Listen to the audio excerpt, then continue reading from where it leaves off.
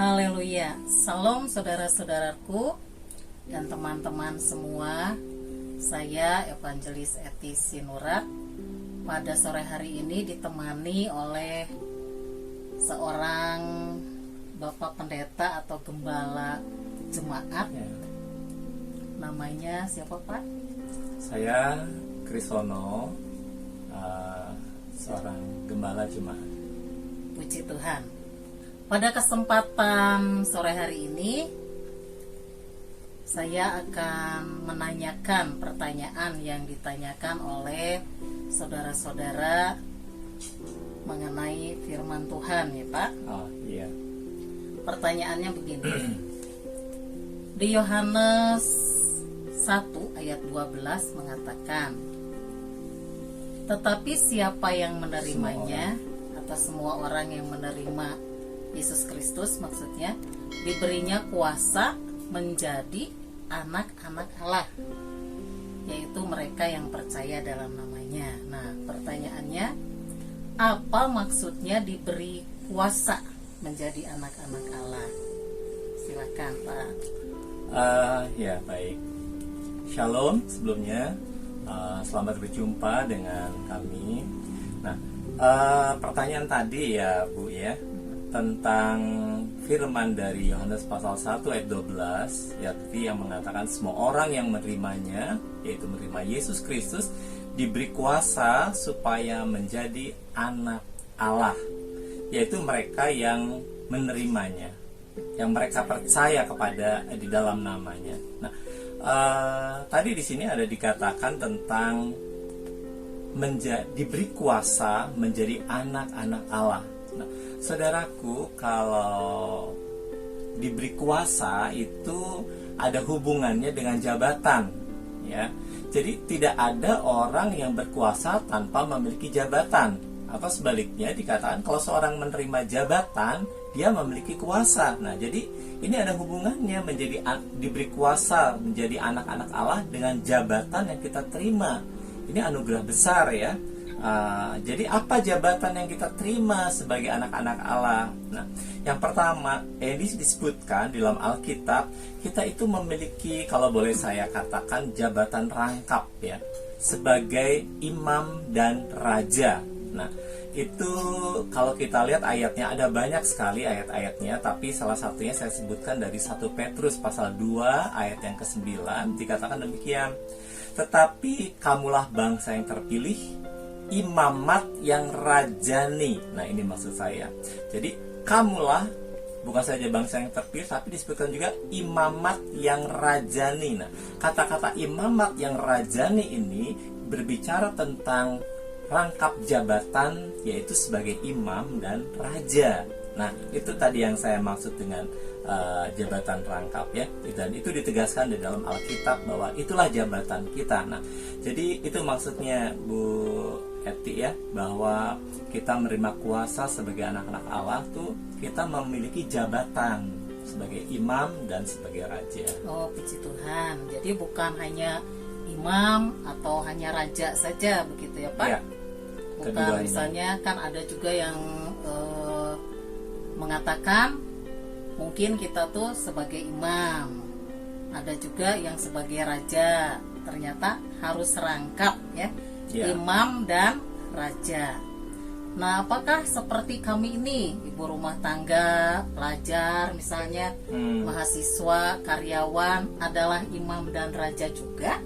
Nah, di sini ya, tadi kembali kepada ayat yang dikatakan bahwa itu menunjukkan atau pemberian jabatan oleh Allah kepada kita itu tidak tergantung latar belakang kita, tetapi tergantung pemilihan Allah, seperti yang dikatakan di sini bahwa semua orang yang menerimanya, semua orang yang menerima Yesus Kristus sebagai Tuhan dan Juru Selamatnya pribadi itu diberi kuasa menjadi anak-anak Allah. Nah, saudaraku bisa lihat di sini bahwa itu dikatakan semua orang. Jadi siapa saja boleh gitu, bisa berhak menerima itu.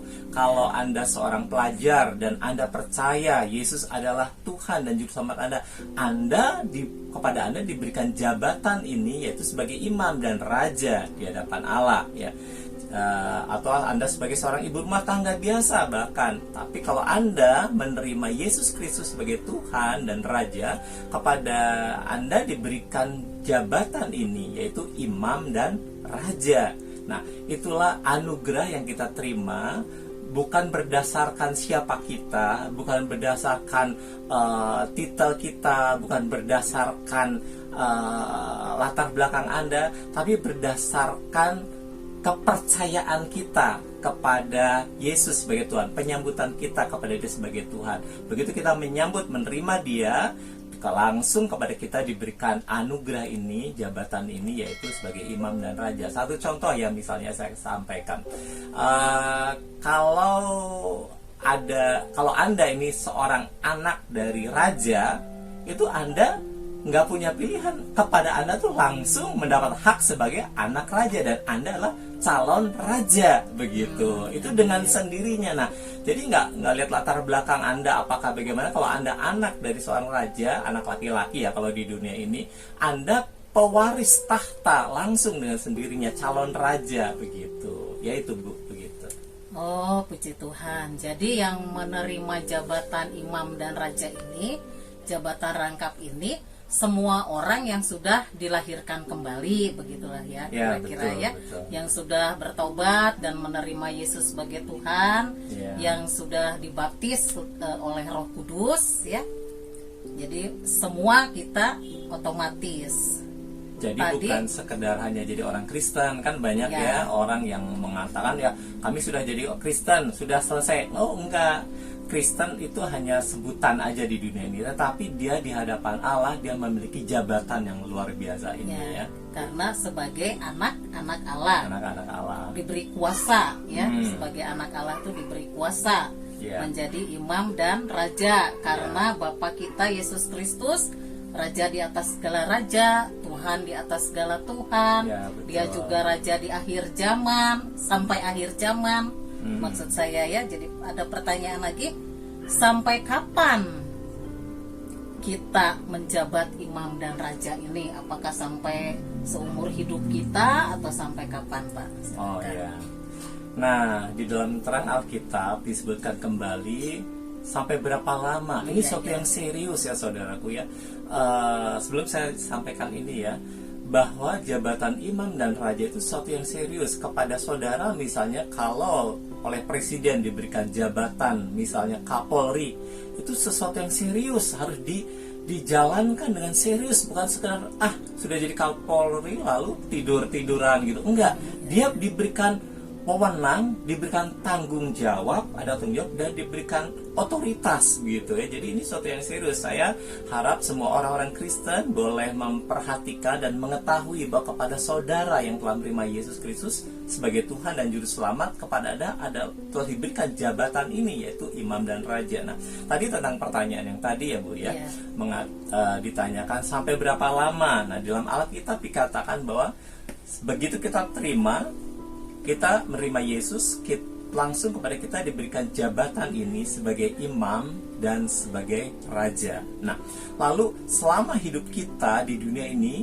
kita memiliki jabatan ini dan kita harus menunaikan jabatan ini. Nah, tetapi tidak hanya berhenti ternyata sampai jabatan ini saja, sampai seumur hidup kita saja. Ternyata di dalam Alkitab itu, saudara, dicatat bahwa kita pada zaman nanti Yesus Kristus datang ke dalam dunia memerintah selama 1000 tahun, kepada kita pun diberikan jabatan itu, atau dengan kata lain jabatan imam dan raja ini dilanjutkan kembali. Ini saya bacakan ayatnya di dalam Wahyu pasal 20 ayat 6, dikatakan demikian: berbahagia dan kuduslah ia yang mendapat bagian dalam kebangkitan pertama itu.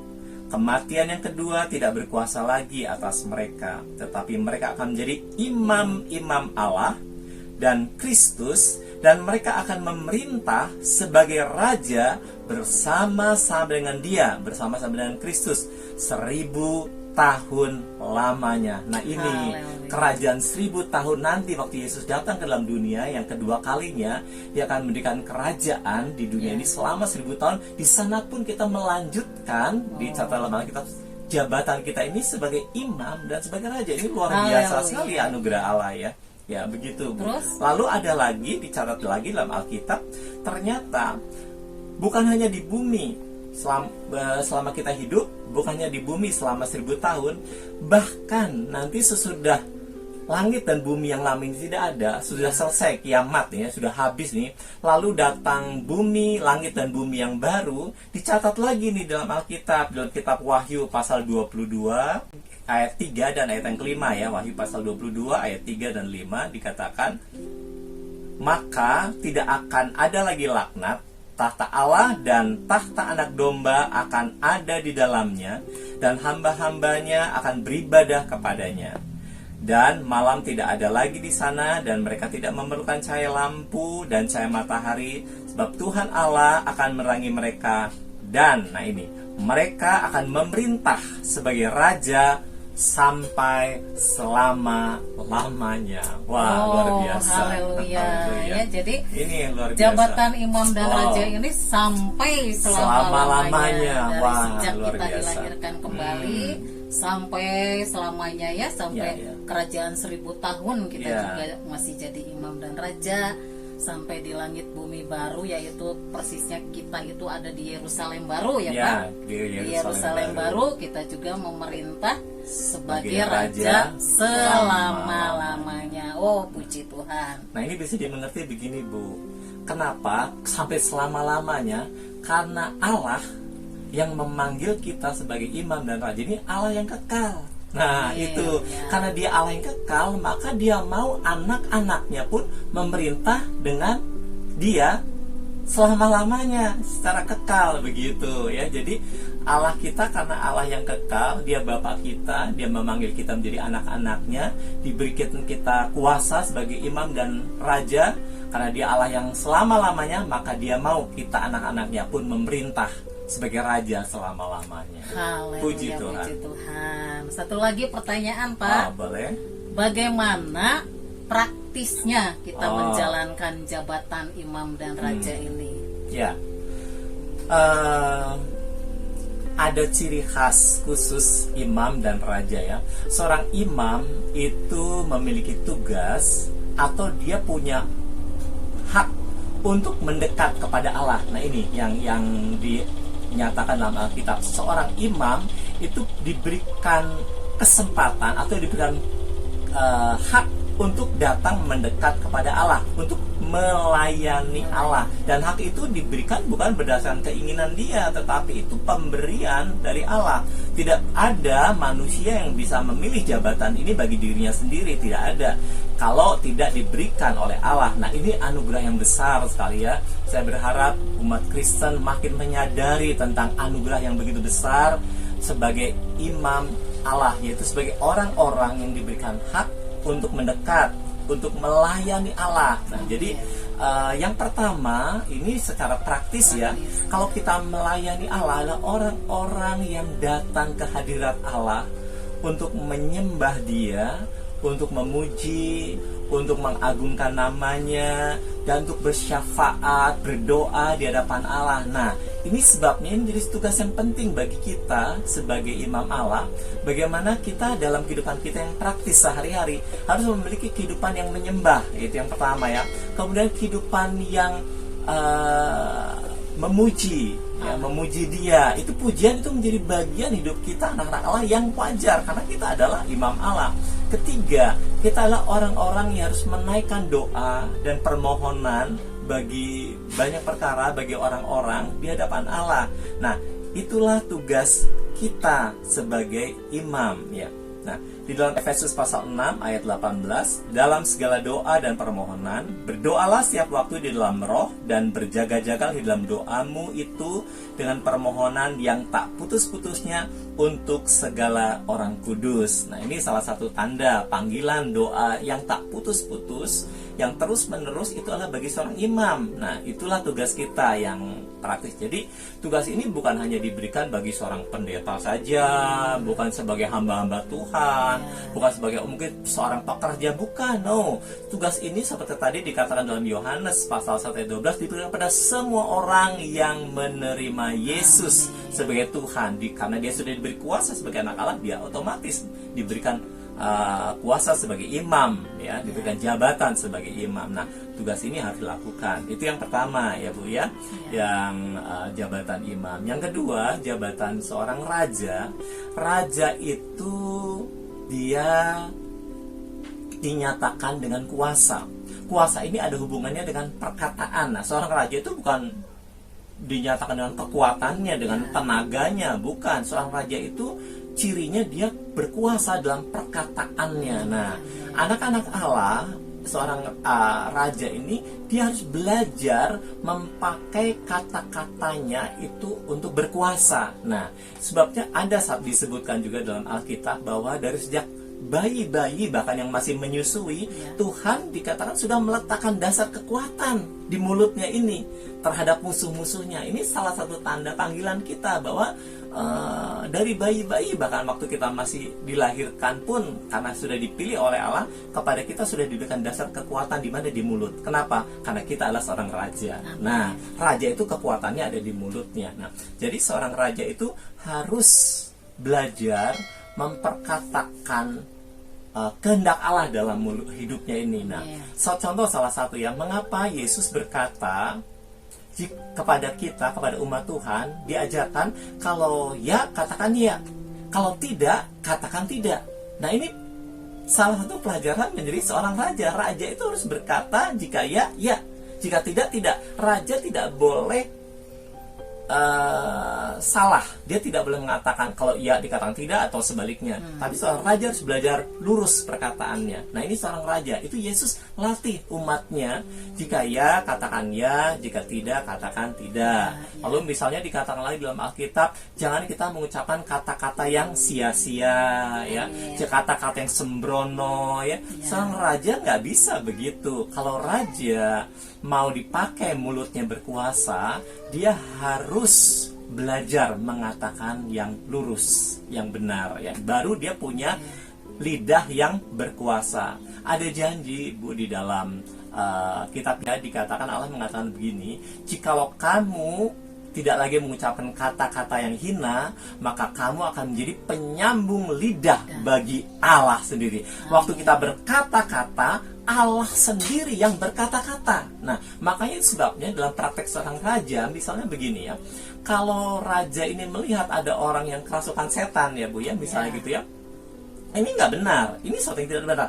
Nah, raja saat itu dia bertindak dengan kata-katanya, dia mengusir roh jahat itu di dalam nama Yesus. Nah, ketika dia katakan pergi, maka kata-kata itu punya kuasa. Karena waktu dia berkata-kata, Allah sendiri memakai lidahnya untuk berkata-kata. Itu sebabnya kata-katanya ada kuasa, ya. Lalu setan itu harus pergi. Kepada orang yang sakit, dia mengatakan sembuh dalam nama Yesus, maka orang itu akan sembuh. Apa saja yang seperti Allah, apa saja yang Allah katakan itu terjadi. Nah, demikian juga diajar kepada kita, anak-anaknya ini mengatakan hal-hal yang punya kuasa. Ada kuasa mujizat, kuasa kesembuhan, kuasa mengusir setan, ya. Itu satu hal yang wajar sekali dialami oleh orang-orang Kristen yang normal, ya, orang Kristen yang dilahirkan kembali. Itu satu yang wajar sekali. Karena itu saya mendorong sekali, alamilah kuasa Allah ini dalam kehidupan saudara, yaitu dengan dimulai dengan Anda mempercayai bahwa Anda sebagai seorang imam dan sebagai seorang raja. Nah, itu praktisnya, Bu. Jadi kita